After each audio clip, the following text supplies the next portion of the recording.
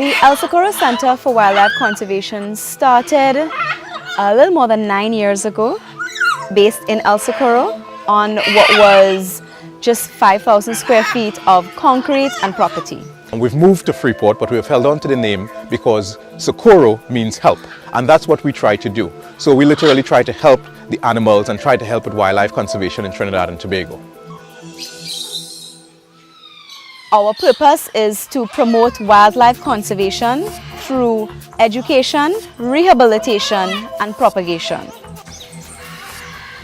Ricardo and I have both been trained by the International Wildlife Rehabilitation Council to different levels, and we are also right now the only existing center in the Caribbean that is registered as a member of that governing body, the only governing body for wildlife rehab in the world.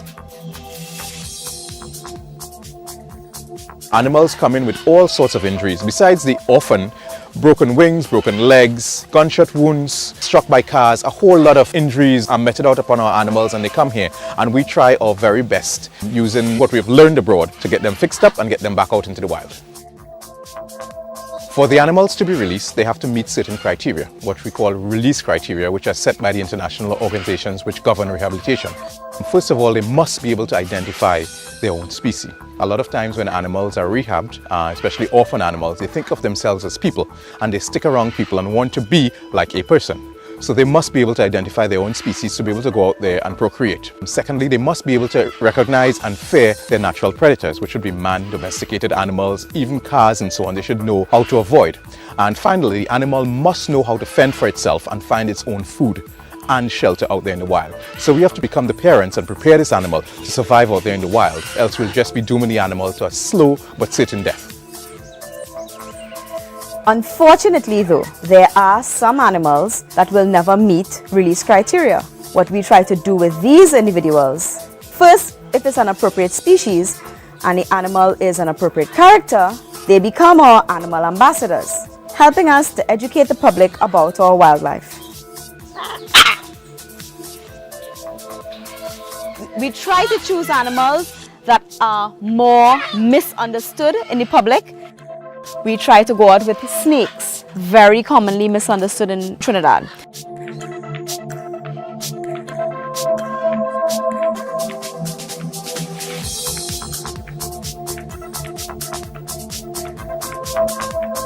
The resources to operate a center like this, they're tremendous. There's quite a lot.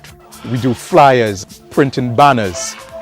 Then there's medical supplies, bandages, gauzes, medications. Then there's the food.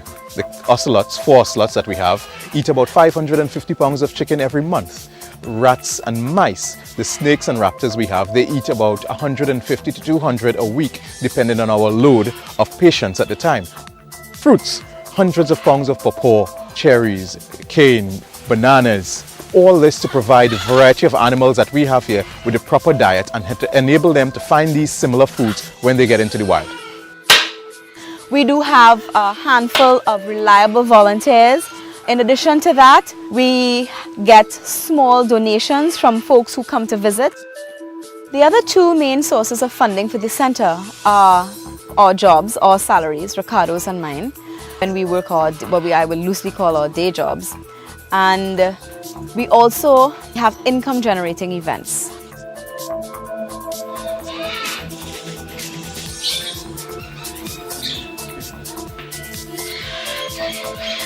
The hard work, the long days, the sometimes negative comments that people make.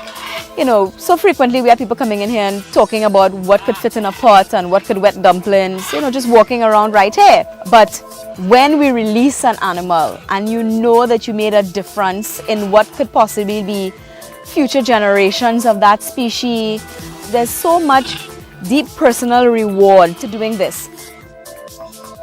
You can't find the words to really put to the feeling you get after you've taken an animal that was injured or orphaned, done your part to get it back and ready for release, and then seeing that dove, that owl, that hawk fly off into the distance, knowing that you have made a valuable contribution back into the ecosystem, and in your hope that they will go on to procreate and continue the genetic diversity, which is very important here in Trinidad and Tobago.